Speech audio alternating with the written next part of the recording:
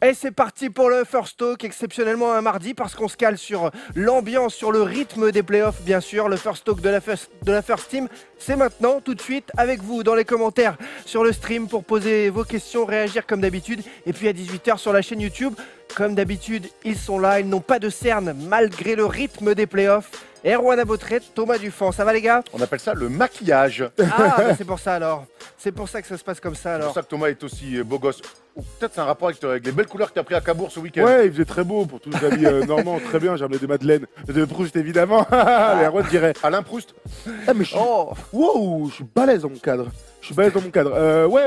Voilà, c'était un bon petit week-end. Et puis je suis quand même les matchs NBA, faut pas déconner. On n'a qu'un par nuit, on n'a aucune excuse pour les regarder le lendemain matin, n'est-ce c'est pas? le point météo, le point tourisme qui nous vous a beaucoup plu. Il y aura Elise Boila dans cette émission pour nous parler toujours de sa mock draft. Ça avance, car la draft c'est dans moins d'un mois maintenant, le 21 juin.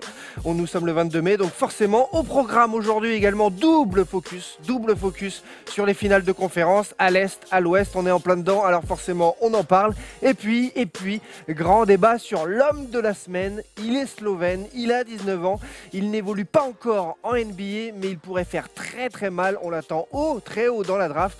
Luka Doncic dans un instant. Tout de suite, le double focus. À l'Ouest, à l'Est, on démarre à l'Est parce que ça s'est joué cette nuit.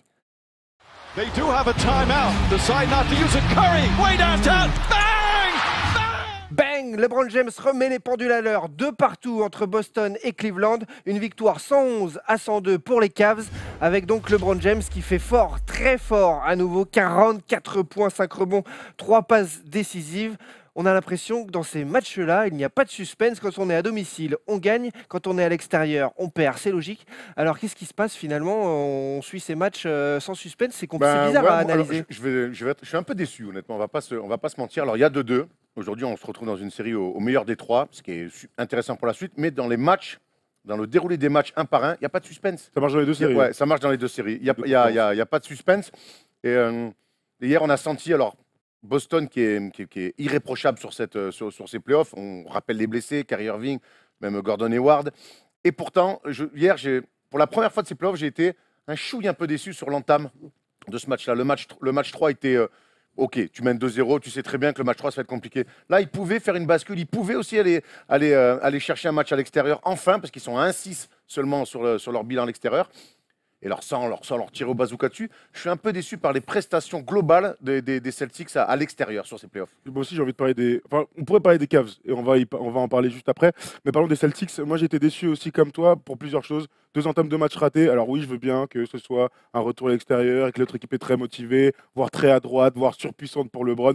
Je l'entends. Maintenant, les entames de match où tu te retrouves à -20 après un carton, c'est une catastrophe. C'est pas comme ça que tu peux aller chercher justement faire Le l'exploit match était à plié direct l'extérieur. en fait. Bah, il était pas. Non, alors, Non, parce qu'ils sont vraiment revenus. parce qu'ensuite, et là, c'est là où ma déception entre en ligne de compte, c'est que mon gars, t'arrives, je sais pas, il y a 15 fois dans le match où tu es à entre 7 et 10 points d'écart. Et jamais tu mets ce gros tir qui te fait revenir. Jamais tu as le go-to guy de l'équipe, parce qu'aujourd'hui c'est qui, j'en ai aucune idée, Ouais, mais qui voilà. est capable d'aller sur la ligne des lancers francs. Et tu fais un rapproché à 5. Ils l'ont jamais été capables de faire ça. C'est pas vraiment la première fois où on a vraiment senti l'absence de Kyrie Irving. C'est lui qui doit les mettre ses tirs. Oui, peut-être. Donc voilà, c'est pour ça, n'oublions pas tout ce qu'ils ont fait, n'oublions pas qu'il leur manque leur superstar, parce que même si Jalen Brown, même si sont tous très bons. Jason Ford sont très bons, la méga star, le patron de cette équipe, c'est Kyrie Irving, il manque. Maintenant, voilà, je te dis que c'est quand même assez incroyable qu'une équipe nous régale comme ça sur les playoffs, mais qu'à l'extérieur, comme ça, ils aient autant de mal à pouvoir rentrer dans les matchs. Moi, j'entends. Une fois qu'on a dit qu'il manque des gars, on va pas le dire à chaque fois. Oui, il manque leurs 2 meilleurs joueurs. L'un s'est blessé, il s'est fait une fracture de la jambe au premier match de la saison. On va pas en parler tous les 4 matins. Kyrie n'est pas là. Il est pas là. Moi, je vois des joueurs, je vois une super équipe, je vois un super coach, et je vois aussi des lacunes dans les moments chauds. Alors à domicile, ils le font, mais là. Mec, tu sais, tu mets ce tir, ça galvanise tout le monde. Taylor Lou prend un temps mort, tu vas rapprocher à 4 points, 6 points. Et non, finalement, tu te retrouves avec LeBron qui te met des TG dans la gueule, quel Corver qui est bon, et tu te retrouves à -18 en une fraction de seconde. Et après, il faut encore se battre pour revenir. Bref, moi, j'étais déçu par Boston hier. Moi, ce qui me surprend aussi dans ces playoffs, c'est que du coup, le manque de suspense fait qu'il y a eu 2-0. Tout le monde était là, waouh, Boston à domicile, impressionnant. Oui. Brad Stevens, impressionnant. Il joue super bien et puis ils sont au-dessus. Et tout d'un coup, il y a 2-2. Oh, LeBron James, incroyable. Les Cavs. Non. Oh, finalement. Non, ça, C'est ce qu'on peut ressentir, lire à la fin Bah des ouais, matchs. tu disais ça, à chaud. Toi, tu Non. voyais 4-1, un truc comme ça. Moi, j'étais Souviens-toi ce très que je t'ai inquiet. Alors, tu avais raison. Ah ouais, j'ai- De voir les Cavs revenir. Moi, après les 2 matchs Non. à Boston, j'étais très inquiet. J'étais très inquiet pour la suite. Je ne voyais pas un 4-0 loin de là, mais je voyais Boston en prendre au moins un. Quand je voyais les match-up, quand je voyais surtout LeBron, il fera du LeBron. Hier, LeBron met 44, il est exceptionnel. Mais hier, pour moi, ce qui me saute aux yeux, c'est pas LeBron. LeBron, il est dans sa lignée extraordinaire de ses playoffs. Par contre, c'est que Tristan Thompson n'est pas redevenu un basketteur. Tristan Thompson est redevenu le joueur des finales de 2015. C'est incroyable. Kyle Korver met des paniers. J.R. Smith, quand il met des... Voilà, c'est qu'il a, en plus, à côté de lui, il a retrouvé une armée. Moi, les up and down de ces Cavs pendant ces playoffs, c'est tel... Alors toi, tu l'avais senti, on va te rendre ce crédit-là, mais moi, j'étais loin de m'imaginer que les Cavs, après les 2 premiers matchs aux Celtics, pouvaient enchaîner 2 matchs aussi solides, même si c'est à domicile. Et alors Tom, justement, tu vas rebondir là-dessus. Regarde la stat sur LeBron James. Il n'a jamais perdu de matchs 3 et 4 dans une série à l'Est sur 4 séries jouées. Donc ça veut dire qu'il a 8 victoires, 0 défaites dans ces matchs 3 et 4, après avoir été mené de 0. C'est quand même impressionnant en mais termes toute manière, il est magnifique et c'est vrai que c'est un homme aussi à réaction. Il est hyper dominant et c'est vrai que quand il est dos au mur, il est rarement décevant. Disons en tout cas dans cette conférence Est, il l'est pratiquement jamais et ça dure depuis presque 10 ans maintenant. Il n'empêche que c'est vrai qu'il y a des mecs qui sont revenus à très bon niveau. Et moi, le premier que j'ai envie de citer, on pourrait parler de Tristan Thompson évidemment, Kyle Korver est bon, bref, il y en a plein, mais c'est George Hill. George Hill sur le match 3, il met 11 points dans le premier quart-temps et il leur fait du bien. Il met des tirs importants, il est très influent et ça y est, il s'est remis à défendre. Et il y a d'autres trucs encore dans le jeu par rapport aux Cavs. Ils ont enfin... Je sais pas, ils ont envie de jouer intelligemment. Ils ciblent qui? Terry Rozier, une stat incroyable. Dès qu'il y a un mec qui joue sur lui, le mec marque. Il y avait 6 sur 7. Et pourtant, Georgie le punit beaucoup. Georgie le punit. Mais sauf que, là, au bout d'un moment, et là on peut aller dans la tactique défensive de Brad Stevens, au bout d'un moment, changer surtout, tu te fais châtier. On l'avait dit, je sais plus avec qui, pour Houston. Ouais. Je pense pour Houston à l'époque, on peut pas changer surtout. Si c'est LeBron sur Terry Rozier, eh ben non, tu peux pas. Il faut que Marcus Morris, même s'il est gêné par les fautes, il faut qu'il continue à défendre sur lui. Il faut que Gélé soit tout le temps sur LeBron. Il faut que Brown soit sur LeBron. Même s'il souffre, ils sont plus à même de l'embêter, j'ai envie de dire, plutôt que Terry Rozier qui souffre de malade, quoi. Dans les commentaires, là, on nous dit le coaching de Tyronn Lue, c'est juste de changer le 5 majeur. Bon, de toute façon, là-dessus, on revient pas sur le coaching. Il s'est passé quelque chose quand même dans cette équipe entre le match 1 et 2 et le match 3 et 4. Un retour à domicile, ça c'est énorme. Pas que, mais je pense que dans les discours, il y a eu aussi des choses. Je sais pas qui tient les discours. Est-ce que c'était Tyronn Lue ou LeBron James? En tout cas, il y a quand même un changement d'attitude. Et Dieu sait que dans le sport de haut niveau, et notamment au basket, l'attitude, elle est primordiale. On en parlera tout à l'heure avec Houston sur le match 3 où l'attitude a été déplorable. Donc, il s'est passé quelque chose. Est-ce qu'on peut tout enlever à Tyronn Lue? Non, bah non. Mais en tout cas, il fait des choix. Le retour de Tristan Thompson à très haut niveau lui fait un bien fou. Bah, il joue en même temps. Moi, je jouais pas. Hein. Et on voit bien. On voit bien que quand Tristan Thompson est à ce niveau-là, alors Ford est obligé de s'activer défensivement et en attaque, il fait moins de choses. Quand tu parles d'attitude, ça veut dire quoi? Parce qu'on est en finale de conf. Le cul par terre, rien que George Hill, le langage corporel qu'il a sur le match 3 et 4, c'est un George Hill qu'on retrouve, le George Hill d'Indiana. Ouais. Voilà, il va jouer, dans son dribble, on le voit, bam bam, il est bien, il met des tirs externes, c'est pas sa spécialité, mais quand George Hill met des tirs externes, c'est souvent bon signe. Ouais, clairement. Après, tu as donc Kyle Korver qui fait vraiment, d'après moi, une bonne série hier. Alors, hier, Jaylen Brown met 25. Mais en première mi-temps, Kyle Korver éteint Jaylen Brown. Il a sur des contres, Kyle Korver met des contres à Jaylen Brown, fait des interceptions dans les mains. Tu vois, il a de l'impact défensif. C'est quand même, fallait mettre 1000 balles là-dessus. Hein. C'était une énorme cote pour Kyle Korver. Et puis à côté de lui, évidemment, donc on revient vite fait sur LeBron, qui est donc aujourd'hui l'homme qui a marqué le plus de paniers pendant ses playoffs, durant les playoffs dans l'histoire de la NBA. Il dépasse donc Kareem Abdul-Jabbar, rien que ça. Le gars est incroyable, il met 44, bah voilà, playoff 2018. Voilà. Est-ce qu'il y a besoin de commenter ce genre de stats extraordinaires? 6e match à plus de 40 points, c'était pas arrivé depuis Allen Iverson en 2001. Tu vois, quand je regarde ces stats-là, c'est des stats c'est Magic Jordan. C'est un mix des deux, quoi. C'est un mix des deux. Dans le scoring, c'est Jordan. Dans la passe et les rebonds, on se rapproche plus de Magic. Ce qu'il fait, c'est inimaginable. Et on avait eu un débat il y a 5 ans. Tu te souviens, on se demandait déjà, LeBron était à Miami, on se demandait, ce fameux Jordan, LeBron, ce débat incessant. Et on s'était dit au final, mais c'est à la fin du bal qu'on verra. Putain, c'est pas encore la fin du bal, il fait des choses notre MLR. Certes, il aura toujours des finales perdues, mais merde, au niveau des stats, c'est quand même vilain. Juste un mot sur Boston, il va falloir qu'ils choisissent. Ou ils sont démontés par LeBron, ou ils sont démontés par les lieutenants de LeBron. Par contre, LeBron qui te démonte et les lieutenants sont bons. Attention, mal tempo pour nos amis, même s'il y a retour à Boston. Et justement, on est obligé d'en parler de ce match 5, du coup. Là, ça y est, c'est le tournant de cette série. Où, Moi, j'ai envie de voir les stoppers LeBron. Hein. Moi, il y a beaucoup de mecs qui ont parlé. sûr. Marcus Morris qui dit moi, je suis le meilleur défenseur de LeBron. T'étais gêné par les fautes. Hein, hier. Ouais, je suis gêné par les fautes, certes, mais s'il fait des fautes, c'est que. Il fait des fautes bêtes aussi. L'avantage est pour Boston, c'est un- toujours. L'avantage c'est pour Boston. Ils sont invaincus. 7-0. Ils sont invaincus en playoff en 2018. L'avantage est à Boston. À On sait que quand Titi Garden, il y a cette âme. C'est quand même incroyable. Alors oui, il manque les stars et on en parlera toujours parce que bon, les stars ne sont pas là. On aurait adoré voir Kyrie dans cette série, mais il n'empêche que en jouant à domicile avec le coaching, s'il y a un match chaud, un premier match chaud dans cette série, moi je donne encore avantage à Boston malgré le bras domicile. incroyable à domicile. Tu donnes encore aussi l'avantage à Boston, Moi, je pense que dans un money time, je donne avantage aux Cavs parce que LeBron James, tout simplement. Ouais, sachant très bien. que dans ces rencontres, il n'y a pas eu de money time pour l'instant. Non, C'est- On attend que ça. On Moi, attend. j'espère un match 5 un petit peu. Honnêtement, donc 2-2, c'est bien, c'est serré. Mais Tant au mieux. final, on attend le match le match historique, le match référence de cette série. On ne l'a pas encore. Je termine ce focus sur cette finale de conférence Est par une question que j'ai vue dans un débat sur ESPN qui m'a plu. Tu préfères tout simplement Brad Stevens ou une superstar si tu devais choisir pour construire ton équipe? Oh, Coach je sais Brad pas pour vendre des Stevens. maillots, je prendrais quand même une superstar. Hein. Il y a toujours le côté marketing. Ah bah oui, faut pas déconner. Non mais Bah, tu sais, c'est bien d'avoir un Allez. méga coach, c'est bien d'avoir un super coach, mais si y a t'as- personne. si t'as que des pimpouilles là, ouais. Ouais, si t'as Thomas et moi pour exécuter les systèmes en NBA, ça va être compliqué. Alors que C'est clair. si t'as un coach un peu moyen, mais que t'as une superstar, tu peux, voilà. Allez. Rowan, avec toi et moi dans l'effectif, on peut peut-être récupérer le premier choix de draft. Sur le pick and pop, Une future superstar, on va parler dans le débat de l'émission. Luka Doncic, le MVP de l'Euroleague, MVP du Final Four, bien sûr. Mais juste avant, on poursuit nos focus, cette fois sur la finale à l'ouest, de l'autre côté des États-Unis, parce que Warriors Rockets, c'est aussi passionnant. They do have a timeout. Decide not to use it. Curry, way downtown. Bang!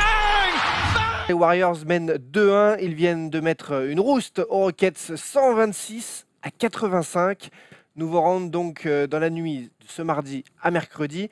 On voit 16 victoires de suite à domicile en play-off pour les Warriors. Vont-ils pouvoir être arrêtés par James Harden et sa bande? Regardez, record des Bulls battus. Ça datait de 90-91. Ouais, pas mal. Impressionnant. Là, à nouveau, on parlait de match où il n'y a pas eu de match. Là, ce 126-85 entre ce qu'on annonce comme les deux meilleures équipes de la NBA, c'est quand même hallucinant. ouais, alors le match était bien parti. Il y avait un gros rythme. Ça a même été foufou complètement. Ces deux équipes qui jouent beaucoup l'attaque, qui shootent parfois très vite sur les possessions. Il y a eu un premier quart-temps complètement emballé, un peu foufou. Un deuxième quart-temps dramatique où il n'y a pas eu un panier et une adresse assez pathétique. Et puis il y a eu ce fameux troisième quart-temps avec un Steph Curry de gala. Mais même avant ça, l'écart a été creusé par Kevin Durant aussi. Donc, mais moi, j'ai un vrai coup de gueule à pousser sur les Rockets. C'est qu'au bout d'un moment, James Harden, que j'adore, qui est tout à l'heure, on m'a dit LeBron James, c'est sympa l'autre côté de ta veste. Mais au bout d'un, quand le mec il est fort, il met des paniers au buzzer. Et moi, je regarde les images comme tout le monde. Je regarde James Harden, qui pour moi doit être MVP cette saison. Frère, mets-nous du rythme. Arrête. Stop. On est en finale de conférence. Faut arrêter de croire que tu es au quai 54 à t'amuser avec tes potes, qui fait 35 degrés et que derrière tu vas aller boire une Corona. Mets-moi du rythme. Ce qu'a fait Houston sur ce match 3, cette espèce d'ISO systématiquement, avoir la balle, faire un décalage, avoir la balle, attendre les mecs, triple menace.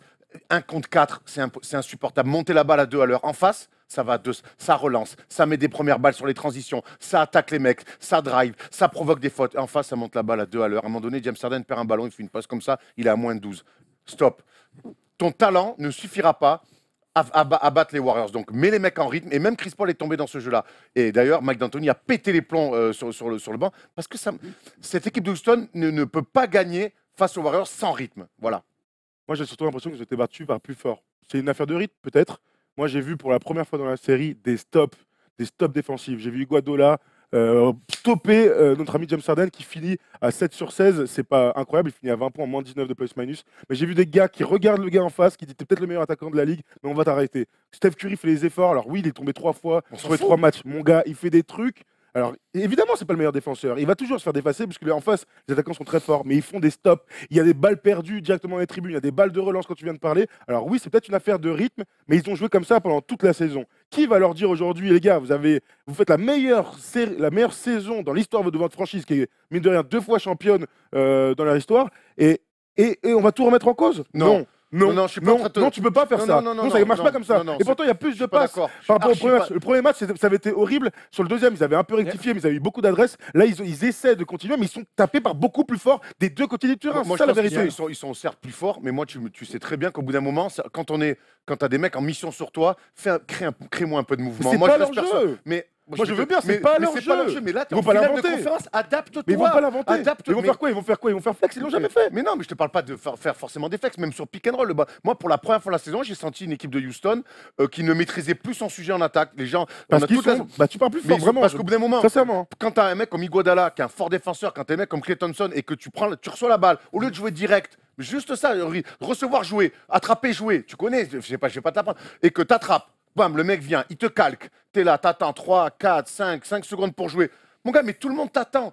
Alors déjà que les Warriors défendent bien, en plus leur attaque est statique, donc tout le monde est en place, on tient les duels et les aides sont en place. Tu peux pas gagner. Tu peux pas gagner. Tu peux pas gagner contre les Warriors. Tu c'est- peux le faire contre les 29 ce que autres dit, équipes de On la s'en ligue. fout, moi, les Bah non, on s'en fout Houston, pas. on veut qu'ils battent les Malheureusement. Warriors. Mais On ils sont veut pas pas qu'ils assez battent forts. Brooklyn. Ils ne sont pas assez forts. je suis pas C'est ce que d'accord. dit, c'est ce que dit un peu Amine là, dans les commentaires. Il dit que Harden coule son équipe, il garde la balle pendant 24 secondes, il Il a bouge toujours pas en fait ça. disant. Alors c'est ce que vous êtes en train de dire aussi, mais ok, Donc, il au a basket, toujours fait on peut ça, pas mais faire d'ajustement. voilà, Putain, c'est ça. Si, on peut faire Ça veut dire d'ajustement. que En ce mec- revanche, nouvelle. quand Ce mec t'as- qui est le plus quand fort t'as de la le- saison, il peut pas changer les Quand choses. Grande t'as nouvelle. quand t'as le meilleur bilan de la ligue, quand t'as a priori l'une des toutes meilleures attaques, que t'as le MVP dans le truc, tu vas leur dire changer pour le tout pour tout. Thomas, Quand il a fait on vient de parler- 50-15-15, on vient de- quand il a fait des 50-15-15, c'est exactement le même On jeu. vient- Là, on va lui dire de on tout vient changer. de Bah par- non, non, bah je non. parle pas Il faut de- avoir des certitudes. Ils Donc, ont perdu mettre du un match rythme, 3 de 40. C'est donc, calamiteux. mettre C'est pas du pour toi rythme. qu'on va gagner le match 4, Donc, tu vois. donc, mettre du rythme, c'est tout changer à Houston. Non, Je pas te parle forcément. Changement d'attitude. Je te parle pas de changement de fond de jeu. On vient de parler C'est quoi des les Cavs. attitudes On vient de parler. Ah, les attitudes, arrête Thomas. Les attitudes, elles sont dramatiques. se Moi, font monter la balle battre à par 2 à meilleur. l'heure. Il emmène même Chris Paul avec lui. Et puis, on en revient à ce qu'on avait dit sur le match 1. Il y a des mecs qui sont plus concernés, qui touchent plus la boule. Et donc, au bout d'un moment, quand ils l'ont, ils ont les mains froides. Moi, je pense qu'il faut qu'ils mettent plus de rythme. Monter la balle, lâcher peut-être une première fois la balle pour qu'il la retrouve un petit peu après, certes, et qu'on se retrouve sur des situations de 1 contre 1. Ils l'ont Mais jamais ce- fait. Pourquoi tu veux inventer un truc vraiment Mais si, ils l'ont fait sur le match 2, c'est beaucoup mieux. Mais non, sur le match 2, ils étaient tous Non, en c'était beau. folie. Eric Gordon est incroyable, PJ Tucker est incroyable sur les mêmes systèmes, d'accord. sur du pick and roll, sur du Mais là, il y a sur même du, plus de pick- il y a quasiment plus de mais pick and parce qu'ils roll, sont hein. vraiment, je t'assure que moi défensivement, Je suis j'ai pas été bluffé. Franchement, tu vois, les Warriors, ils on n'a ont- même pas parlé d'attaque encore. Mais On oui. va parler de Curry, on va parler de KD. Mais moi, pour moi, ce qui m'a bluffé, et sur la première mi-temps, c'était déjà le cas, et encore plus sur le troisième quart-temps, c'est qu'au bout d'un moment, ils sont là, ils tiennent les duels. Et quand t'es pas dépassé Mais par cette Thomas, équipe qui ne fait que mais du drive donc, and kick, tu veux eh pas- ben t'es bon. Mais si, mais Tu veux pas j'entends. écouter ce que je Mais dis. si, mais je dis qu'ils C'est- sont meilleurs en défense. L'attaque des Rockets comme ça, c'est la truc la plus facile à défendre. C'est bune à bune, t'as des soldats comme Iguodala qui tiennent les duels. En plus, eux, ils font vraiment les efforts. C'est j'attrape, vas-y, il y a le décalage. Non, vas-y, mets-toi face à moi. On dirait, tu sais, un entraînement quand tu fais un contrat en cascade. C'est trop facile à défendre pour eux. Donc, raison de plus, adapte-toi. Il y a un mec comme Mike D'Antoni qui a l'expérience.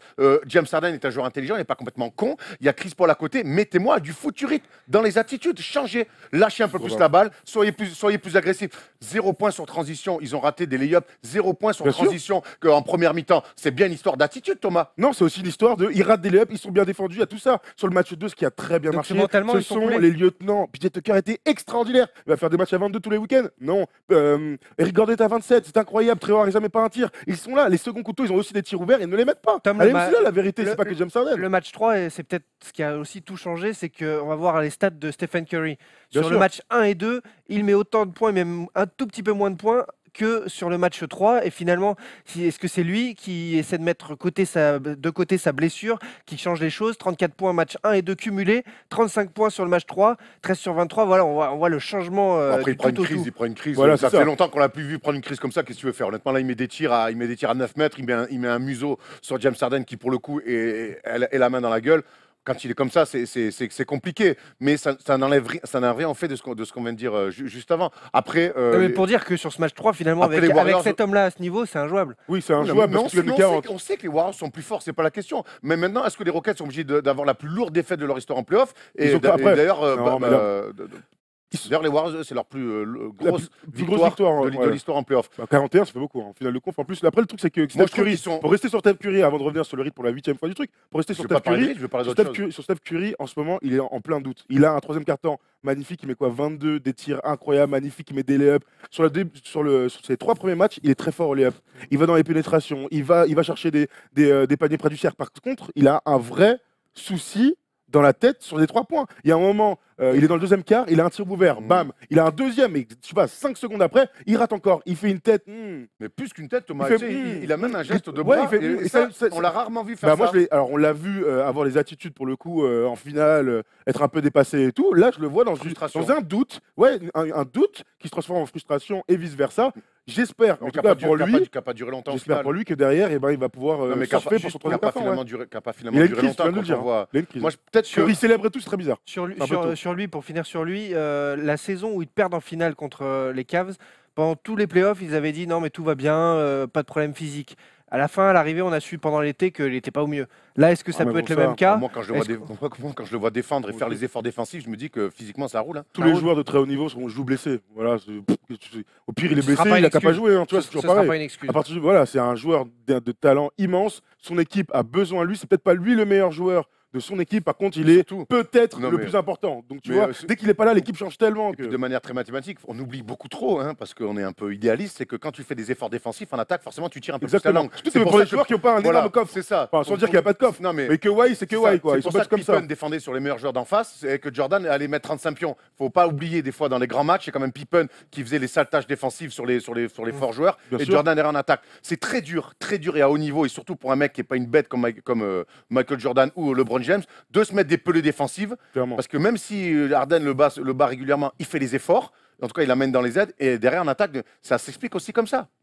Et c'est tout à fait logique. Tu voulais revenir donc sur une autre situation quand il te parlait du rythme de la rencontre. Tu as dit non, moi j'ai autre chose à dire. Ouais, non, moi je trouve que les Warriors sont parfaitement prêts. Le repli défensif, alors j'ai dit que les Rockets avaient mis zéro panier en contre-attaque, ce qui est quand même une de leurs forces. Par contre, le repli côté Warriors, orchestré par Draymond Ah Green, oui. qui est toujours Qui est magnifique. qui est magnifique magnifique. dans ces playoffs-là, on l'a dit. C'est pour ça que moi, je voudrais un peu plus de variété côté Rockets, parce que la défense des Warriors, elle est trop. On n'en parle pas assez à chaque fois, on pense que c'est une équipe d'attaque, mais défensivement, tout le monde fait les efforts dans les aides, on tient les duels au maximum, et même les moins bons défenseurs, eh ben derrière, ils tiennent ce qu'il faut pour derrière emmener dans des aides et venir fermer. Il y a très peu de solutions, donc c'est pour ça que je voulais insister sur la variation du jeu Rockets, mais souligner surtout la préparation exceptionnelle de Steve Kerr et l'application des joueurs à l'image de Draymond Et Green. son changement de line-up aussi. Javal Magui ne joue pas, Zaza Pachulia ne joue pas, ou alors c'est le garbage time. Et tu as un Kevin Looney qui Incroyable. est très bon sur ses 3 premiers matchs. Là, il a joué 16 minutes, 25 sur le premier, une quinzaine aussi sur le deuxième, avec certes seulement 4 points, mais 5 rebonds, des contres très importants et puis un vrai impact. Et ils arrivent, Défensivement, Tom. ils arrivent à limiter Clint Capella qui, sur les 2 premiers tours, avait clairement dominé dans son match-up direct. Donc, eux, ils Donc sont voilà, adaptés. eux, ils ont réussi à s'adapter à ça en arrêtant James Harden et en limitant, mine de rien, tous les petits alley-oops et les petites passes pour Clint Capella. Après, c'est là où on voit que les Warriors, c'est trop compliqué. Quand face aux Spurs, David West est très bon. Il joue, Kevin Looney joue quasiment pas. Ouais. Et là, boum, en Et on finale de change. conférence, il change, c'est David West. Et il qui joue avec pas. Jordan Bell Et même. ouais, Il c'est joue ça. Jordan Bell Donc, sur il a la rotation, il a c'est vraiment vraiment pris cette bizarre. option où tout le monde peut défendre sur tout le monde. Et c'est un vrai problème côté Rockets parce que tout le monde peut tenir les duels. Ils sont très très bien organisés défensivement et derrière, par contre, ça galope. Et On tout le monde n'a est. même pas parlé de Kevin On Durant. n'a même pas qui parlé est de Kevin Durant, qui est indéfendable. peut-être le meilleur Qui est joueur et indéfendable. indéfendable. Ouais, Et parce s'il ne que- fait pas une passe décisive sur cette série, mais c'est pas grave, ce qui compte c'est de marquer des paniers. Et lui, quand il a la balle dans les mains, il finit encore, mine de rien, un petit 25 points, un 9 sur 19 au tir, comme si de rien n'était. Avant la Il fallait avant se la mettre. crise de Steph permanente. Curry, sur C'est le lui, retour de la c'est lui le mi-temps, boss. c'est lui le boss, c'est lui qui met les paniers qui font mal. Menace Complètement. permanente. Et justement, alors cette nuit, de mardi à mercredi, match 4, après la déculottée du match 3, on doit s'attendre à quoi? Une réaction, mais à une victoire quand même des Warriors. PJ Tucker a dit on est une équipe de vétérans, on va réagir. Très bien, il a pas tort. Vas-y, mon grand, vas-y, mon grand. Maintenant, moi, je suis- Iguodala risque d'être absent. Ouais, ça c'est chaud. par contre. Ça, c'est un petit coup dur parce que, enfin, c'est même un gros coup dur parce que c'est quand même c'est lui la pointe de l'attaque avec les Thompson, ils alternent. Donc c'est La lui qui défense, donne la le là défense. quand même défensivement. J'ai dit en attaque, en défense. Mais même s'il met des paniers, ce con, il a mis une Oui, claquette, il a mis une claquette à la Sur Dominique Elliott Wilkins. Pratt, il est Et, incroyable. Bel athlète. maintenant, je veux voir Harden, comment il va réagir. Parce que je reste persuadé qu'ils ont fait de la vidéo, qu'au bout d'un moment, il va se voir lui aussi et qu'il y a des pertes de balles, on revient aux attitudes. J'entends qu'ils sont moins forts. Mais justement, pour être moins fort, il faut que ton attitude soit irréprochable quand tu es moins fort. Un moins fort peut toujours battre un plus fort si l'attitude est irréprochable. Sur un coup de dé, pourquoi pas? Sur un match. Ils ont le talent, ils ont le talent quand même. Maintenant, Ouais, vite après, fait, les alors. autres, ils en ont plus. Mais moi, je veux voir déjà sur l'entame de match les adaptations défensives. Est-ce qu'il va changer sur des match-up? Est-ce qu'il va faire quelque chose? Est-ce qu'ils vont les doubler sur Kevin Durant? Mbah Moute a été quasiment mis au bout du banc. Voilà, j'ai envie de voir comment on va essayer de limiter Durant et le combat leur rentrer dans la gueule. Le problème, c'est que quand on leur rentre dans la gueule aux Warriors, ils répondent. Ils Ouais, répondent il bien. répond. Attention au troisième carton. Ça va jouer encore une fois sur un troisième carton. Les Warriors, sur les sorties de mi-temps, sont peut-être les meilleurs je sais pas, de l'histoire. Peut-être faudrait compter tous les troisièmes cartons de l'histoire. Bon courage, les gars. Mais, non, mais c'est vrai que Il y en a qui c'est sont vrai qu'ils capables. ils sont magnifiques. Moi, je les vois gagner. Ils sont à domicile et on parle de l'avantage du terrain dans ces deux séries. À domicile, ils sont quand même c'est très compliqué de les Plus jouer. serré Donc, sur les Godola quand même. Plus serré. de toute manière, Forcément on a plus 2 serré. finales de conf, il n'y a pas eu un match serré. Donc ouais, j'aimerais bien qu'il y ait On un croise tir les au doigts. buzzer, même si ça joue sur la ligne de lancer franc. Bref, qu'il y ait un mode de main moite, de transpiration, de coaching, de tablette, j'en sais rien, mon gars. Là, on finit, les gens ils s'arrêtent. Oh, 24 secondes, tiens, hop, vas-y, ça me rend ouf. Moi, tu sais que vraiment, ça me rend fou de voir Je des crois que finales ça- de conf aussi lit- peu serrées. je lis les commentaires, ça rend fou un peu tout le monde. On est tous Tu m'étonnes. frustrés de ne pas avoir un match oui. un peu avec une fin haletante. Tout à fait, cher Erwan, tout à fait. Il n'y a jamais eu autant d'espoir, autant d'attente autour d'un jeune joueur européen. Luka Doncic arrive en NBA à 19 ans. Il rafle tout sur son passage et on en parle maintenant dans ce First Talk. Wow, here we go. Uh-oh. He went right over Bryant. The next big thing, Luka Doncic, 19 ans, Slovène, MVP du Final Four. Il vient de remporter l'Euroleague avec le Real Madrid, MVP de l'Euro également avec la Slovénie bien sûr. Il ramasse tous les prix sur son passage, il est impressionnant. Il fait rêver déjà le monde entier, et particulièrement la NBA. Sera-t-il numéro 1, numéro 2, numéro 3 ou plus de cette prochaine draft du 21 juin? On en parle maintenant après sa victoire de dimanche en finale. Vous avez suivi ça, il y a eu aussi le duel en demi contre De Colo. Erwan, qu'est-ce que moi, déjà le fan- juste sur l'actu chaude là? Bon, le Final Four, moi je regarde chaque année, c'est toujours, Régalade. c'est toujours une grande régalade. C'est vraiment toujours promesse d'un basket différent, mais d'un basket de très très très haut niveau. Et puis Les on matchs a- sont toujours serrés. Ouais, et tu puis, peux on se a- remarquer. et puis même pour cette année, même pour le match pour la 3e place, il y a eu un match incroyable avec Zalgiris qui avait mis un écart et le CSKA qui revient à la fin et qui finit quand même 4e. Vilain le CSKA. Ouais. Mais oui, Lucas, donc, on a pu confirmer. On se souvient que l'année dernière, Luka Doncic avait découvert le Final Four. Ça avait été compliqué. Il avait pris le bus de Final Four pleine gueule un peu. Il était passé au travers. Il revient un an plus tard, il est MVP. C'est aussi ça les grands. Voilà. C'est clair. Non mais tu vois, ça, moi, j'aime ça. Oh putain, je découvre un Final Four, le c'est top quelque du top. chose le top du top en Europe. Boum, je suis pas bon, j'ai 18 ans, je reviens à 19 ans, je suis champion et je suis MVP. C'est ça, Luka Doncic. 19 ans. 19 ans tout simplement.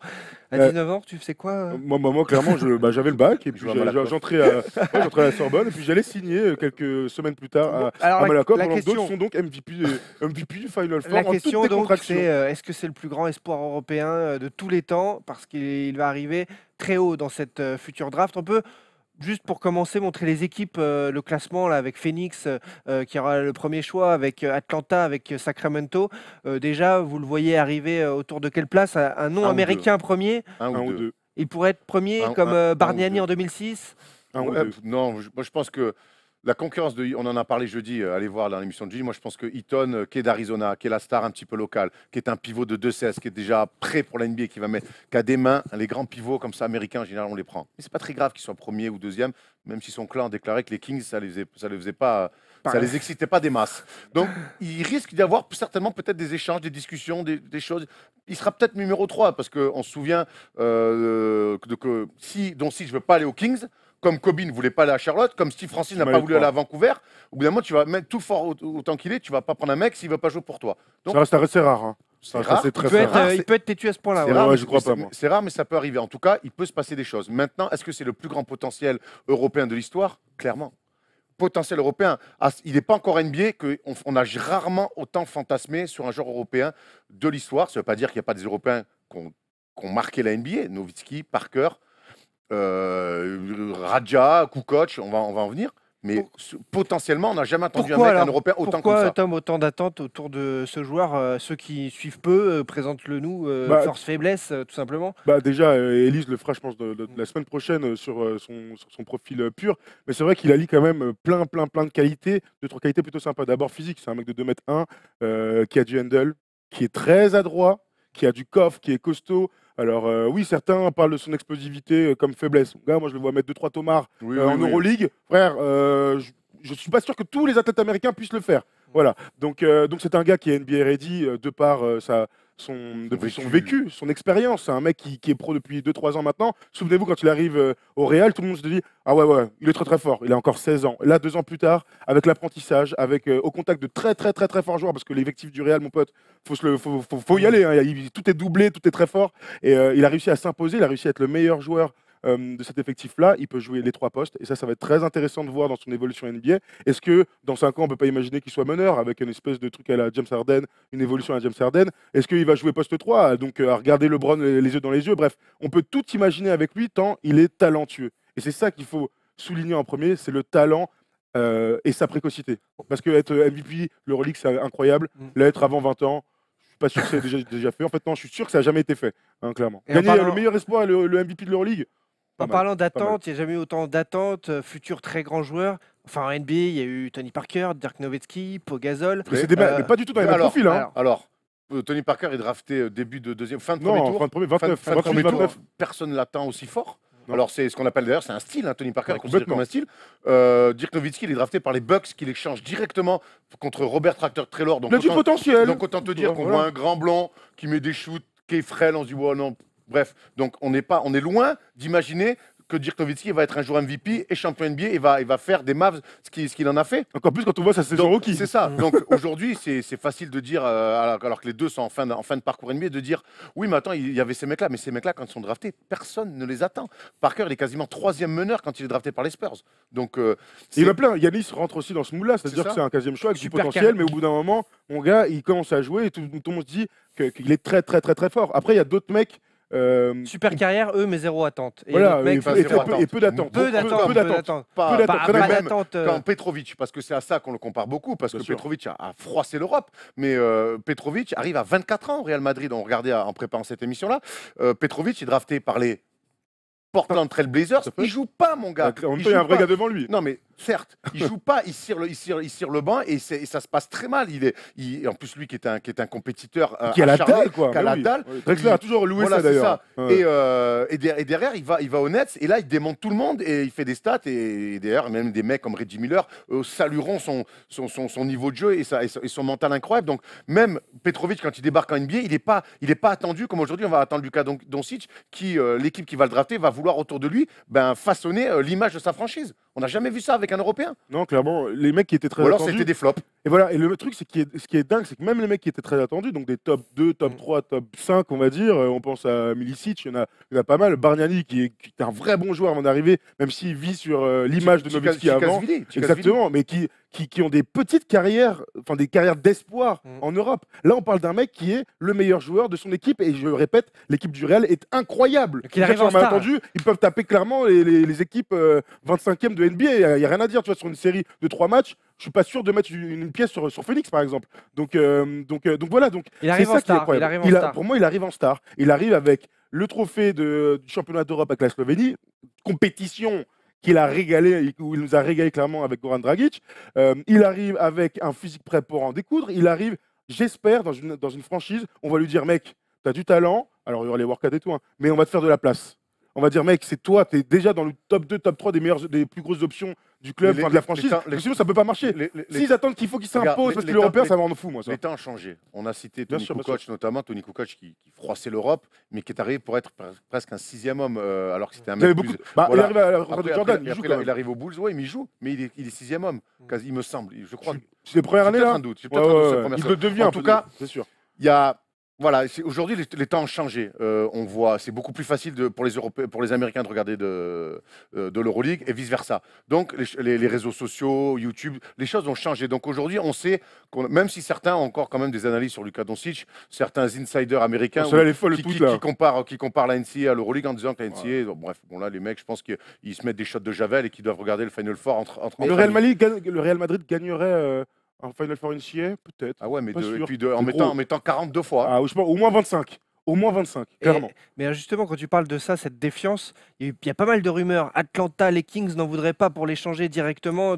Est-ce que c'est du bluff? Les Kings, ils ont eu Stojakovic, ils savent ce que c'est un bon Européen. Mais surtout, sur la tête. Au GM, ils ont vladé Divac. Mais alors, il y a ça, puis il y a surtout, c'est peut-être une manière de dire, parce que peut-être le clan de Doncic a laissé sous-entendre que les Kings, ça les fait pas bander. C'est la rumeur. C'est la rumeur, mais c'est pour ça que là on est dans des histoires de rumeurs. J'ai lu aussi dans les commentaires que Sam Presti était prêt à faire un gros trade pour récupérer un haut choix de draft. Je ne sais pas quel matos ils vont avoir. Bon, Westbrook, j'imagine pas. Donc, bref, donc là on va être en plein dans les rumeurs. Mais pour revenir sur le débat clair, oui, pour moi c'est l'espoir européen avec lequel il y a le plus d'attentes parce que l'époque fait que. mais il y a aussi quelque chose. Même s'il y a eu des Petrovic, des Kukoc, il y a plein de Des gens, Pogazol, Par rapport à Pogazol, Pogazol, alors par rapport à Pogazol, rookie de l'année, qui fait une carrière monstrueuse derrière, il y a une comparaison ou pas? Alors déjà, c'est pas du tout le même poste, hein, évidemment. Oui. On a un pivot en Mais Pogazol dans l'attente, qui arrive dans à Memphis. l'espoir. Le truc, c'est que alors lui aussi, c'est un haut choix de draft, Pogazol. Il arrive, il domine direct. Regarde, David Robinson ne va pas dire non. Il est en train de souffrir derrière. Il contracte. Cher David. Le truc, c'est que il est dans son club formateur. Donc c'est un Barcelonais pur jus, notre ami Pau. Il met du temps à s'installer, mine de rien. Et avant d'aller en NBA, il fait une bonne saison. Une saison à 11 points par match. Doncic, mon frère, il est à 16. Il a mis des cartons.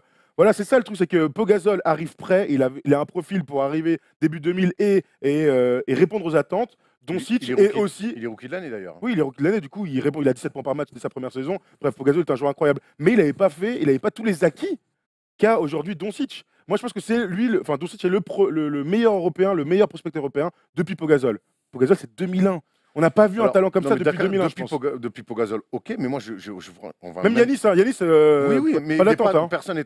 Il y a à Antetokounmpo, il y a un potentiel. On voit un mec qui joue en D2 grec. Donc, mais après, c'est bien aussi d'avoir des coups comme ça, former des mecs, les lancer pour que ça devienne des superstars. Mais arriver aussi près avec autant d'attentes, moi, j'ai jamais vu un Européen faire ça, c'est tout. Créer autant d'attentes et de faire bouger autant le système de draft américain. Et alors, un joueur comme ça, justement, qui arrive en star, autant d'attentes, 19 ans, certes, il a connu déjà les plus grands moments européens. Est-ce qu'on pourra être déçu? Est-ce qu'il peut peiner à s'acclimater à la NBA? Est-ce que, parce que l'année de rookie, on la connaît. Moi, je pense que les grands joueurs s'adaptent partout, peu importe le niveau. Et quand je vois certitude. Moi, j'ai envie de partir là-dessus. Peut-être que je vais me tromper et qu'on sera tous déçus, mais je crois pas. Quand je vois son Euro l'été dernier, alors, il gagne, il est fort en finale, il se tord la cheville, mais il est très fort sur toute la finale avant de se blesser, sur tout le tournoi. Quand je le vois cette année en Euroleague, quand je le vois au Final Four, revenir un an après en disant l'année dernière j'ai été 4. Je crois qu'il a un truc dans la tête, ça dépasse le cadre du basket.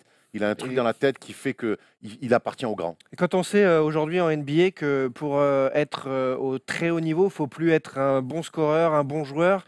Il faut tout faire. Il faut faire des passes, des rebonds et des points. Il est dans le moule. Oui. Si vous vous retrouvez l'année prochaine avec 5 triple-doubles, ne soyez pas surpris. Il est en plein dedans. Il va au charbon. C'est un gars qui va au rebond. C'est un gars qui va chercher des fautes aussi quand il faut. C'est un super passeur. Ça, on le dit, mine de rien, très peu. Mais sur pick and roll, mon gars, hop, il distille comme il faut. Moi, la seule crainte que j'ai, c'est d'arriver dans le pire environnement possible. Je parle même pas de Sacramento, je parle même pas de Phoenix. J'en sais rien, ça dépend de l'équipe dans laquelle tu tombes. Si tu t'acclimates bien aux États-Unis, je suis moins inquiet sur ça parce que c'est quand même un Slovène qui a vécu en Espagne. Donc déjà, il a le dépaysement. Puis ensuite, voilà, il y a la marche à suivre et il a toujours ça en tête. Maintenant, vous connaissez ma théorie. Il y a des joueurs qui sont assez forts pour taffer dans n'importe quel environnement. Et j'espère en tout cas qu'il est de cet acabit-là. En parlant d'environnement, juste un autre Européen qu'on n'a pas cité, Ricky Rubio, qui s'est éclaté cette saison au Jazz. Profil complètement différent. Ricky Rubio arrive à paraît très précoce, mais bon, il joue à Badalogne. Après, il part à Barcelone, il finit sur un titre d'Euroleague aussi. Au Final Four, mais moi, le Final Four, c'était à Paris, j'y étais. Il passe au travers et c'est Sada qui joue meneur dans les fins de match compliqués. Et puis Ricky Rubio arrive avec un profil de meneur gestionnaire au sens vraiment poussé. Meneur à l'ancienne. Et défenseur tout-terrain, donc meneur à l'ancienne. Luka Doncic, dans le volume de jeu. Voilà, c'est déjà une star. Dans le volume de jeu, on est quand même sur autre chose au même âge. Bon, vous le voyez, allez, on se mouille rapido, même si c'est impossible de savoir dans quelle équipe là ce serait l'idéal drafté là, dans les équipes où il peut tomber. Vas-y, Polo, renvoie vite fait les 10. Il y a idéal et où est-ce qu'il va vraiment aller. Voilà, il y a un duo avec Booker à Phoenix. Derrière, il y a Atlanta, Sacramento. Moi, Phoenix, j'y crois pas. J'y crois pas. Je pense qu'ils vont prendre Eaton parce que pour plein de raisons qu'on a évoquées jeudi dernier. Sacramento, je le vois pas non plus là-bas. Pourquoi? Il y a rien qui m'excite. Je sais pas. Tu ne vois pas dans ce sens-là. Moi, je pense qu'il va à Sacramento. Si Sacramento fait l'impasse, s'il est toujours dispo, je pense que ça peut être la plus grosse connerie qu'on ait jamais faite. Alors, il y a des bons mecs derrière. Clairement, Elise va venir en parler d'ailleurs dans quelques secondes. Mais mon gars, Sacramento, avec la filière européenne, les Divac, les Stojakovic, il faut le prendre en disant on va te faire de la place et on va te faire kiffer. En plus, ils ont personne qui a émergé. Alors, il faut voir avec De'Aaron Fox ce que ça peut faire dans 2-3 ans. Mais tu as tellement un joyau là, qui arrive, il faut le prendre et le mettre dans les meilleures dispositions possibles. Voilà. Derrière Erwan, toi t'as pas de choix préféré, Non, mais après, là, ça peut être cool. Non, mais de toute façon, je pense que peu importe ce que va faire Phoenix, moi je reste persuadé, je le redis, Eaton et Sacramento, t'as Doncic, tu prends Doncic. Très bien. On enchaîne justement en parlant, après Luka Doncic, on parle de draft. Elise Boila est juste là dans les starting blocks pour nous rejoindre parce que c'est l'heure du Campus Break.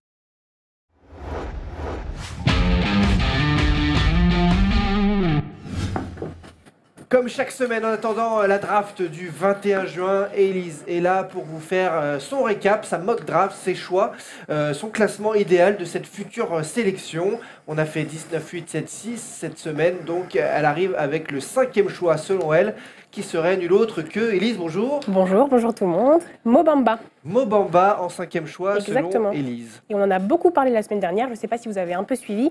La semaine dernière, il y a eu le NBA Draft Combine à Chicago. Bon, je vous le rappelle un peu pour ceux et celles qui ne savent pas, le Draft Combine, c'est 2 jours où les futurs joueurs NBA sont invités pour être testés physiquement. Ils font des tests médicaux, il y a des entretiens avec les équipes. Il y a aussi des 5-5 pour ceux qui veulent un peu augmenter leur cote auprès des équipes.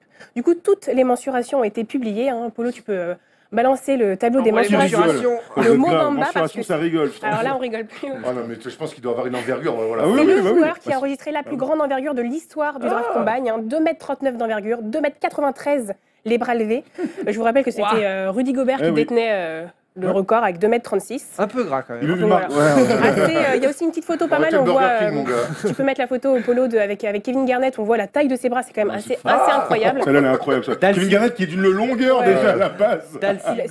Complètement. Sa main touche son genou, genre easy quoi. Il a une bonne tête en tout cas, il a l'air sympa. Et en plus de ça, il a fait une très bonne impression pendant les entretiens. Il a eu pas mal d'entretiens apparemment par rapport aux autres joueurs. Et je vous avais dit que Mo Bamba, c'était un peu le joueur assez posé, un peu un geek très intelligent. Donc vraiment, ça s'est senti. Ces entretiens, pour ceux qui ne connaissent pas. Ça doit. Moi aussi, ça doit se passer comme ça, comme un vrai entretien. Ouais. Pourquoi certains, pas d'autres c'est des choix de. Après, c'est les choix des équipes. Si les équipes, un peu, voilà. Et on veut tester un peu quelle est la mentalité du joueur. C'est le profil que tu veux rechercher aussi. Exactement. Et lui, il en a eu beaucoup. Donc. Il en a eu beaucoup. Moi, j'en ai aucun, par exemple, tu vois. C'est bien dommage.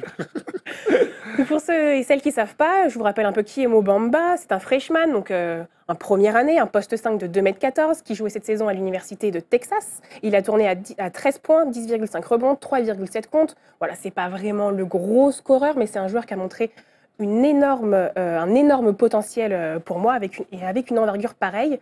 Je ne vous surprends pas, c'est un très très bon protecteur de cercle, un gros contreur, et ça c'est pas juste grâce à son énorme, incroyable envergure, mais il a ce petit sens du timing, un peu à la Rudy Gobert, il a envie de contrer toujours, donc ça c'est vraiment un plus. Et ce qui est super intéressant avec lui et que j'aime beaucoup, c'est qu'il a un vrai potentiel pour mettre des shoots extérieurs. Évidemment, ce ne sera pas Porzingis, mais je pense qu'il sera capable de mettre des 3 points, et ça, dans la NBA actuelle, un joueur de la trempe de Rudy Gobert qui peut sanctionner à l'extérieur, c'est quand même, enfin, je vous laisse quand même imaginer le bazar que ça peut faire. Là, on le voit avec Drew Henlen, je sais que tu aimes beaucoup Thomas, c'est l'entraîneur perso de tous les restats, Joel Embiid, Jason Tatum. On le voit en train de travailler son shoot à 3 points. Et on voit qu'il a une très bonne gestuelle. Mécanique, ouais. Une belle mécanique, et pour un mec de 2,15, ça peut servir clairement. Puis les yeux à hauteur du cercle, c'est c'est les pivots modernes avec le small ball, c'est des pivots modernes, véloces, du cercle à cercle, protège le panier. Un peu comme Tom Maker. Quand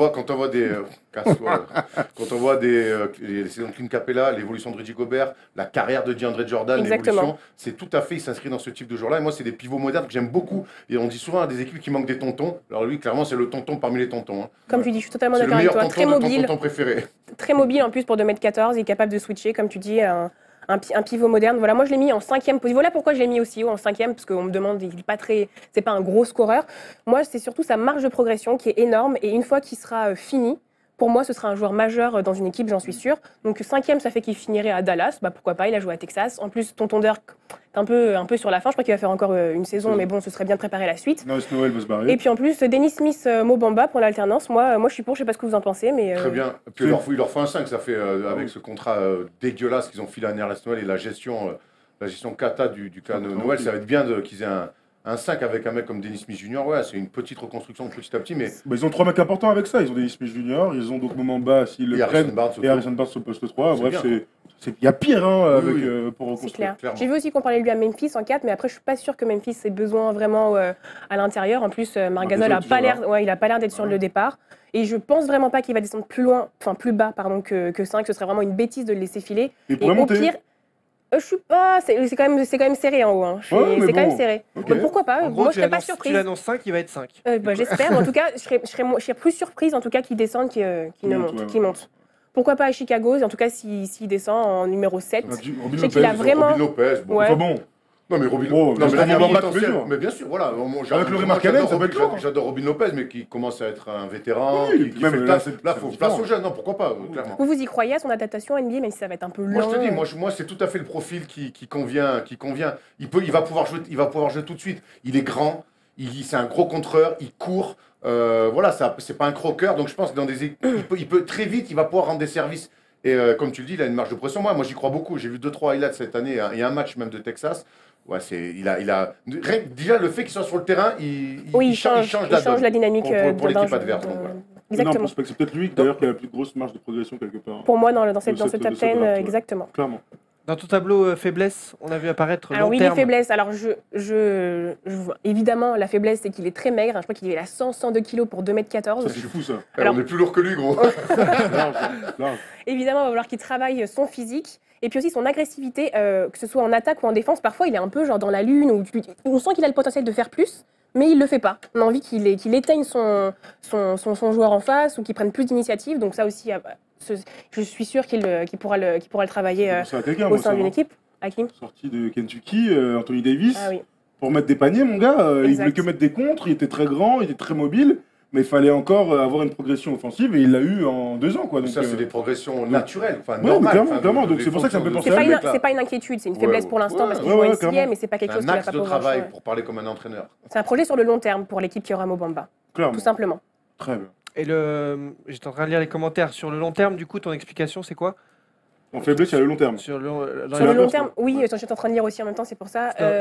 dans les faiblesses, tu as inscrit long terme. Du coup, ça correspond à quel problème Bah, pour, c'est pas forcément un problème, mais on va voir comment il va s'adapter sur le long terme, tout simplement. D'accord. Comme on a dit, Pas quoi. que ce soit en Faut pas- double-double. Faut pas s'attendre à ce que D'accord. l'année prochaine ce soit du dès l'année 15-20 prochaine, points. forcément, tout de On suite, demande pas aux rookies de une explosion. Ah, je sais pas, par exemple, Dion Drayton, pour moi, ça m'étonnerait pas que l'année Oui, prochaine, mais pour l'instant, il il est apporte. bien plus en avance. En avance. Exactement, voilà pourquoi Il c'était en avance, long terme. clairement.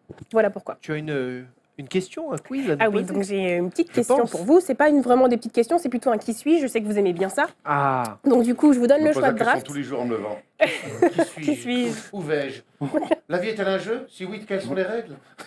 Ok.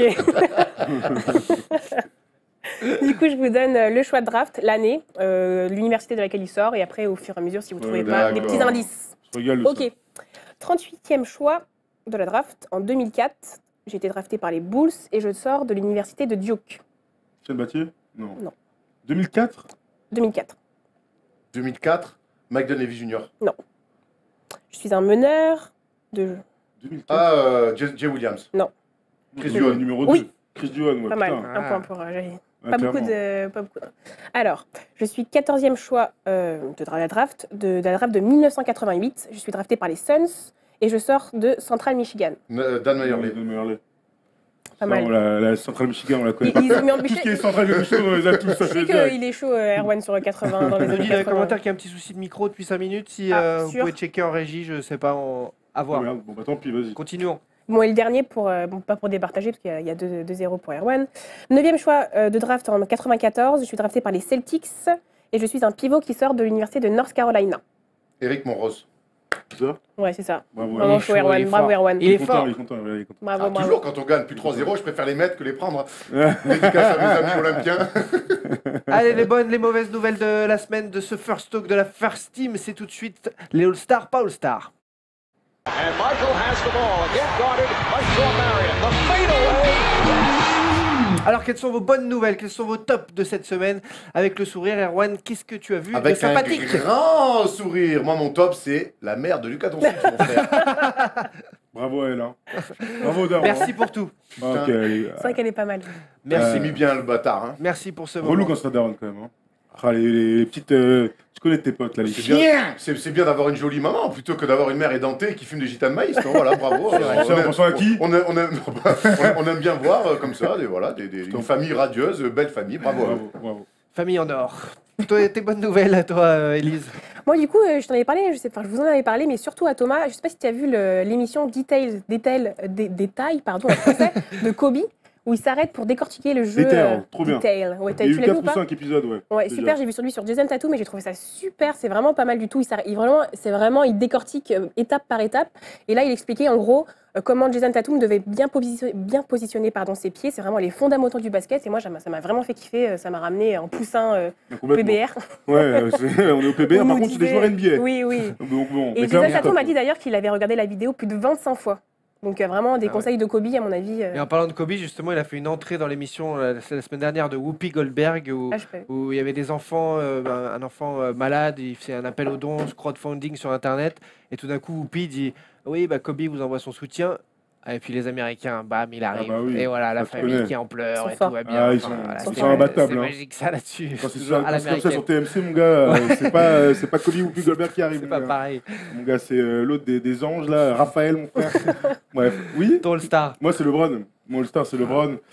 Parce que c'est vrai que dans ce débat LeBron-Jordan, je pense que dans ma vie, jamais je mettrais LeBron devant Jordan. Ou alors il gagne 5 titres d'affilée et j'aurais plus qu'à fermer ma gueule. Mais c'est vrai que là, en ce moment, ce qu'il fait, les milestones qu'il est en train de passer en playoff, parce qu'on sait que ce sont les playoffs le plus important en termes de points marqués, de rebonds, de comptes, de machin. Il est premier déjà sur tellement de trucs. Et son invincibilité aussi, c'est ça qui compte. C'est qu'aujourd'hui, il était en grande galère, il réalise une saison collective plutôt médiocre et malgré tout, il est à 2-2, en passe de se qualifier encore une fois pour les finales NBA. Bref, LeBron, c'est un énorme All-Star, même si je souffre. Je souffre tout, chaque nuit à le regarder Tu jouer. peux pas souffrir, arrête, on se Je régale. souffre. Laisse-moi Mon- tranquille. Mon top justement, c'est son lieutenant au match 4, Kyle Korver, qui a été incroyable, qui a annihilé Jalen Brown, qui a fait très fort à 36 En ans. première mi-temps, hein. Une grosse Non, mais défense. c'est déjà énorme. Grosse Il y a défense. 25 quand même. Ouais, il finit à Oui, mais 25, bon. mais grosse défense, et du coup ça transpire sur les autres. Et Clairement. Kyle Korver, qu'on a pas mal tensé C'est sur clair, que si certains matchs. c'est clair que si Kyle Korver se met à défendre, t'es à côté, tu fais bon, mais je peux m'y mettre moi aussi. Ah ouais, clairement, t'as plus aucune excuse, mon gars. Voilà, donc Oh la vache. c'était chouette à voir. Les flops maintenant, les pas All-Star, Elise. Bon, moi, mon Paul Star, c'est le bashing des Américains sur Doncic. Sur Twitter, en tout cas, c'est vraiment Ouais, mais qui- super lourd. C'est qui encore? C'est des petits gens. Il y a de tout, Ouais, mais bon, il y a quand même tout. Il y a quand même des de médias tout. aussi parfois, Ouais, c'est ouais. assez lourd. Alors, sachant qu'ils ne regardent pas forcément ce qui se passe ici en Europe, ils ne regardent pas forcément l'Euroleague. Et voilà, c'est juste mon petit coup de gueule envers les Erwan médias américains. Moi, c'est James Harden. Alors, c'est un flop pour l'encourager. J'aimerais bien que ce mec-là, ultra talentueux, facile, c'est ça, James Harden, facile.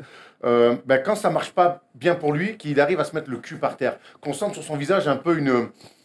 Tu vois ce que je veux dire, qu'il aille un peu plus loin. Tu vois, on est tout le temps. Alors maintenant, ça a été repris par tous les blaireaux de la terre, mais qui sortent de sa zone de confort. Tu vois cette expression Qui transpire. qui a été surutilisée depuis 4 ans. Mais que quand c'est dur, qu'on voit sur son visage qui se sublime et pas simplement de hop, hop, hop, hop, hop, step back, je suis trop fort. Ah ben aujourd'hui c'est un jour sans, tant pis, ça sera un jour sans. J'aimerais bien, tu vois, qu'il arrive à montrer de l'exemple autre que par marquer des paniers ou faire des alley-oops avec Clint Capella. Qui s'arrache. Même un s'il peu. fait plein d'autres choses, mais qu'il soit un leader plus que basket. Voilà.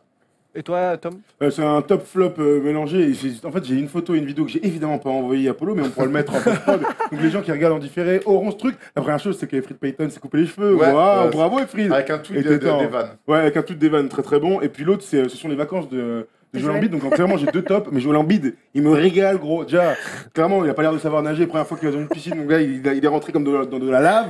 C'était incroyable. Il avait un gilet. Il m'a régalé, mais tu vois, trop marrant, autodérision. Et le tomard qu'il met sur un de ses potes, là, sur un terrain paradisiaque, j'étais mort de rire. Trio des C'est pour Sixers. les Sixers. Ah bah voilà, un bon pote alors. Il lui a mis un tomard dans Qui la te gueule, paye? j'étais Qui mort. te paye? Polo, tu le notes sur le petit carnet qu'on met en post-prod pour nos amis qui regardent sur YouTube. Et moi, mon flop, ce sont les. Je trouvais bizarre que les Spurs, genre, je sais pas si c'est vrai, mais j'ai lu ça, qui proposaient 219 millions sur 5 ans Ouais. que Kawhi Leonard. Normal, non? Moi, je trouve normal. Et d'un côté, je me dis, putain, c'était quoi cette saison? On n'a jamais Bon, su la enfin, bon, vérité. Ils ont d'autres Il y a- certitudes quand même avec le passé. Hein. Bah, peut-être, mais je trouve qu'il y a eu un problème cette année et que, au niveau de l'image, là, je trouve que la franchise, peut-être qu'il pourrait repartir sur autre chose et essayer de gratter. Après, le tout, c'est que voilà. si tu le re-signes à 219 millions et que tu gagnes un titre dans 4 ans, disons Ok, que. ok. Bon, Mais là, avec tu vois. ce qui s'est passé cette saison, j'aimerais bien qu'on sache un peu plus parce que. attends le livre de Tony parce Parker. parce que- Vous avez ah. vu juste vite fait, Ouais, vous avez vu Raleigh. que Karl Anthony Towns et les Timberwolves Oui, c'est putain. plus Il y sur a la un même petit longueur bif. d'onde. Il y a un petit Ça, c'est bif. incroyable, ça. Chaud, hein. Ça, c'est un executive in NBA. On sait pas qui c'est un gars qui a envoyé un texto, un truc. Mais alors, si Karl Anthony Towns se bat, on parle du premier choix de draft à Phoenix. Vous pourriez imaginer un Booker Karl Anthony Towns. D'ailleurs, c'est une question que je vous pose à tous. Est-ce que si vous êtes les les Suns et qu'il y a Carl Anthony Towns sur la table, est-ce que vous faites cet échange-là? Non. Non. Clairement Sur pas. DeAndre Ayton, par exemple, tu vois. On s'en fout, les premiers choix de draft. premier choix de Avant de le draft. faire, avant la draft. Avant Non. la draft. Ah, Non, voilà, je le fais draft. pas. Non, Donc je le vous fais gardez, vous allez pas sur Carl Anthony Towns. pas. Non. C'est quand même le Ouais, il m'a mec déçu. qui a été Quoi élu par les GM, Je l'homme sais. de base Et de. je m'en de construction régale. du Et maintenant, franchise. tu sais que depuis le début de sa carrière, je m'en régale, mais un peu déçu cette année. Attends, Et il a en plus, Surtout pour les ans, le gars. playoffs. Et en playoff aussi. Surtout pour Ouais. les Donc playoffs. c'était ouais. une découverte. Non, mais Ouais. attends, après. Moi je pense que je le fais quand même. Hein. Après, ça veut dire que tu le mets directement en confrontation avec le potentiel d'Eaton et le potentiel d'Doncic. Je te dis non, c'est tout. Si la draft avait été plus faible, Toi, tu peut-être. prends Mais le. je le prends directement. direct. On fait un débat dans le débat, il est 55, on a 3 minutes. Allez. Parfait. Moi je le fais direct pour un truc très simple. DeAndre Ayton est un énorme potentiel. Doncic est un énorme potentiel. Peut-être qu'ils vont renverser l'histoire. Bref, il y a un gars qui est là depuis 3 ans en NBA. Certes, il a des faiblesses, mais mon gars, il a tellement de qualité. Ils n'ont pas vu un mec comme ça depuis Steve Nash dans l'effectif. Mon gars, j'y vais direct et tu gagnes du temps. Et gagner du temps en NBA, vous savez à quel point ça coûte de l'argent. Enfin, non, c'est plutôt l'inverse. Tu peux économiser de l'argent. Bref, Gagne c'est de tout. l'argent. Vous êtes pas d'accord avec moi? Ben, Pas j'ai doute. pas complètement. Pas le profil, en tout Pas cas. complètement. Mais ça, on verra ça. Du coup, j'ai envie que DeAndre Ayton se casse la gueule. C'est relou. Hein. C'est vrai Ouais, Quel Non, pas rageux, du tout. celui-là. Pas du tout. Une fin d'émission ne serait pas la même sans les habituels remerciements de Monsieur Erwan Abotret. Allez, pour le vas-y, envoie la smoule. On va bien sûr remercier notre ami Jan van Breda Kolf, qui était un guerrier. D'ailleurs, il s'est engagé dans l'armée, il est allé faire la guerre du Kolf. Oui, ça peut Et être ensuite, ça. on a peu les notre ami bruitages. Mike Gall, qui était l'homme araignée. Allez, d'ailleurs, il avait une migale sur la tête. Il avait un vrai flow par contre. Hein. On dirait que c'est méritait une des fausse applaudissements. image d'archive. Tu vois ou pas? On dirait une fausse image d'archive. Il régale. Un colonel, je connais pas cette Colonel, équipe, mais. Très belle Si, plume. moi je connais, mais c'est un cocktail. Du whisky. C'est un Ah, cocktail. le colonel. Ah, alors un peu une truc de vodka avec une petite glace, c'est ça non? Ouais, Alors, c'est ça. la régalade ça. J'ai mangé tous les Un trucs. trou normand, on appelle ça. Ouais, en Normandie. Un trou normand.